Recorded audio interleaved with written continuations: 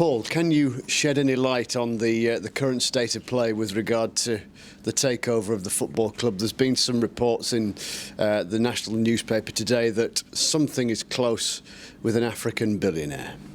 Yeah, seen the same.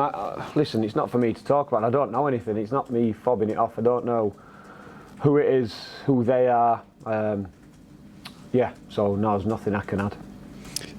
Can you shed some light on what happened in the 24, 48 hours up to the transfer deadline, and what, from the outside at least, looks like a U-turn on a potential departure, whether that was Berger or Njayi, given the circumstances of the transfer embargo, etc.?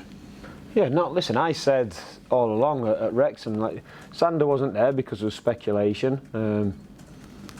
Club were protecting that asset, that option, if you like. But I said, didn't I, that there's no guarantees, you know.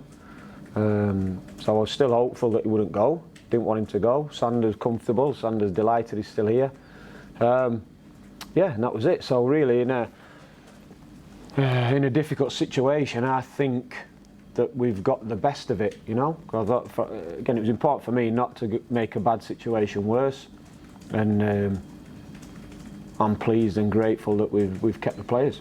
How significant was the interest prior to the no, if you like, from the board? For what, regarding other Sander, clubs, yeah. There's interest. That's it. There's interest. Bids. Yeah, but listen. I'm not there. I know they could have been sold. Yeah, I know they could have been sold, but they weren't. And how, when in the process, did you find out that ultimately the club weren't going to do anything? Yeah, deadline day. Right. So it was. I realise this sounds like, for dramatic effect, you've probably had enough of that kind of scenario recently, but it was all kind of late in the day then, wasn't it? Yeah. Listen, there's issues that need resolving, and listen, I've got what I wanted in terms of that, and then, like I said, I'm thankful for that, grateful for that. But there was no guarantees. We all know that. But for me, like I say, we found ourselves in an embargo. So when Reed left, we would have liked that. We haven't. But like I said, we've made the best of the situation in my eyes. And I'm pleased. I'm pleased, Illimusili. I'm pleased, Sanderson. I'm pleased the rest of the boys are still here. And yeah, that's an important thing for me. How reassured for your own future planning are you that the club have a plan to sort out the transfer circumstances regarding, well, Rian and possibly Ahmed Hodzic now, to make sure that everything's on an even keel? We talk about like the payment, the transfer embargo. Yeah, that's not for me to sort out. I think, listen, you'll get a statement from the club on that now. For me, I can stop talking about it, and I can ignore you, like, if you ask me about it, because we can't sign players anyway. So my job and all the staff's job within the window was to be ready for whatever scenario may have panned out. Luckily, I've got the one that I wanted. Now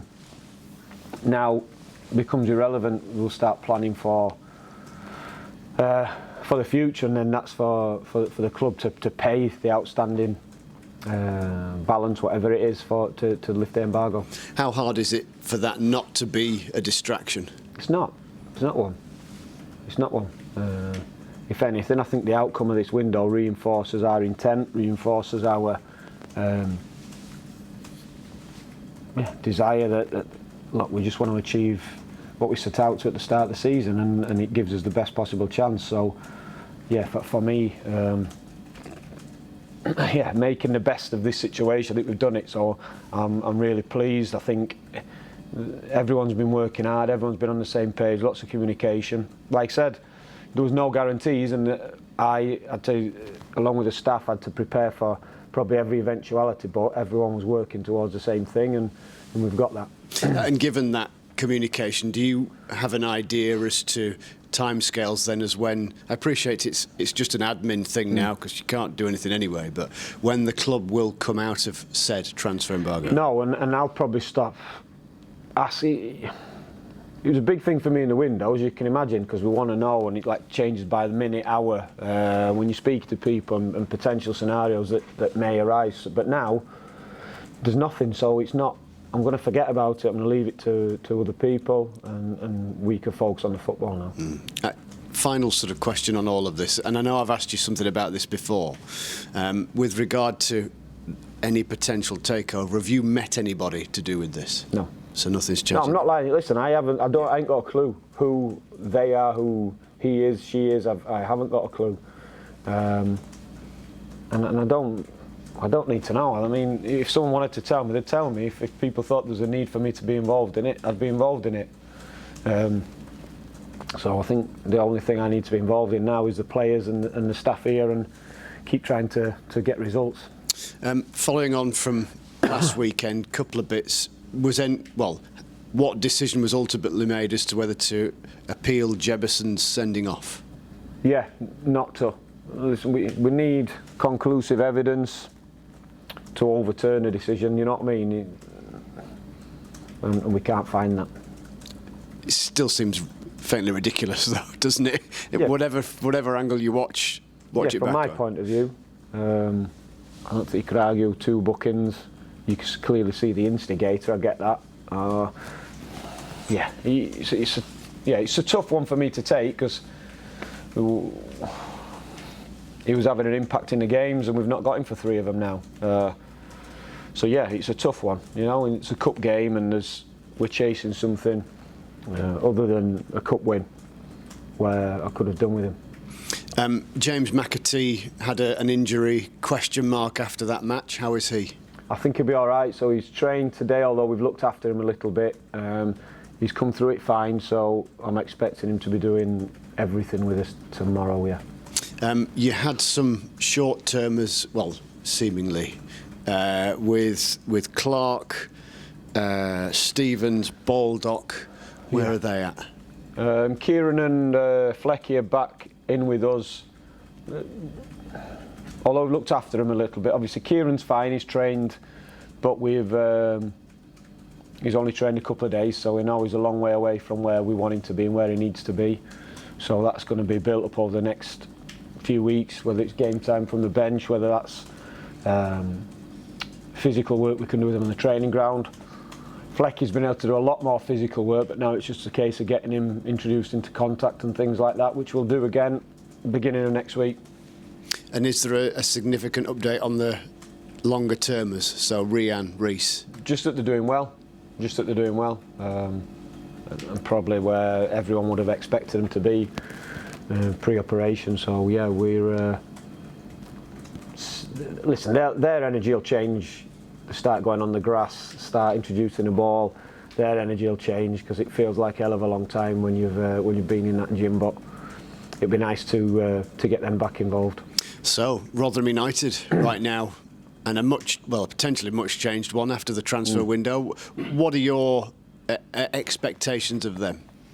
It's going to be a tough game. Watching them recently, I think certainly when they've gone to back 4 and like midfield 5, if you like, and signed a couple of wingers to give them the option of that shape.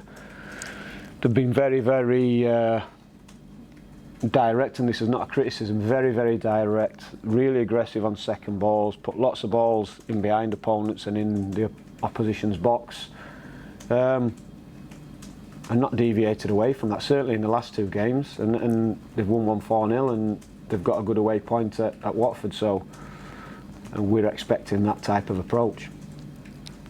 Is there a sense of either, revenge or what might have been from the match at Bramall Lane when they came away with victory? No, we want to win anyway, regardless. We want to win the game. It's a derby. Be a good atmosphere. We'll take our away following and get behind the goal at that end. It's one of their biggest games of the season. We know that, you know. But when Warney was in there, we played in pre-season, and he knew the date of it straight away, you know. And so I get the fixture. It's a good one, real good one. It's going to be a good one to be involved in. The last game's got no bearing on this one, and certainly not the outcome we want. We want to go there and try and get 3 points. How much in your planning does that state of the unknown come into it? I mean, you'll know all the players. I mean, they've signed players from across the Football League, haven't they? But who knows how it falls? I don't see the approach changing. I think, like I said, I think it's going to be really in our face. I think they're going to be really direct, really long from Johansson. No decision maker on the ball in terms of the boys at the back. I think it's going to be again in behind us or into front men. I think Rathbone and Duffin will be jumping all over second balls, and then they're going to keep the ball going forwards. So regardless if they change shape, regardless if they put one or two different players in, I don't think the approach will change. So yeah, it's going to be a tough game in that respect. Yeah, I know there's in this city there's always the kind of the tiered levels of derbies on, isn't there, from the Steel City to beyond, but there are always good occasions, matches between Sheffield United and Rotherham, aren't they? Yeah, because the atmosphere will be good, you know, especially the away ones. It's a different one. Our following will be fantastic. Obviously, when you go into an away ground, it's a bit more in your face. So the atmosphere will be good. But our approach is not different. I think we have to understand that atmosphere and that occasion of a derby. But believe me, there's no difference in approach for us trying to get the 3 points as there will be when we play Swansea at home. You know, we're just focused on picking up points, picking up wins, as many as we possibly can, as quick as we possibly can. Do you kind of maybe have a different insight and a deeper one, perhaps, as a Barnsley bloke who played for Barnsley, ended up at Sheffield Wednesday, manager Sheffield United, and it sort of been steeped in the football in this area? Yeah, definitely. I've said before, I think there's, for me, when you're travelling around the country, or the clubs I've been at from being a boy as well, South Yorkshire, North East and Merseyside, for me, have got real similarities in their approach to football and what football means to those areas, and the values that's put on the teams and how they should represent the fans. So yeah, I think there's a commonality between the teams in this area, definitely. I think when it's a derby, there's the bragging rights. There'll be plenty of Blades fans in Rotherham, you know. And when you work in the area like I do, you probably know people at different clubs, and certainly fans of different clubs. They all seem to come out when it's a derby. So yeah, there'll be no getting away from it from my point of view where I am in the next few days.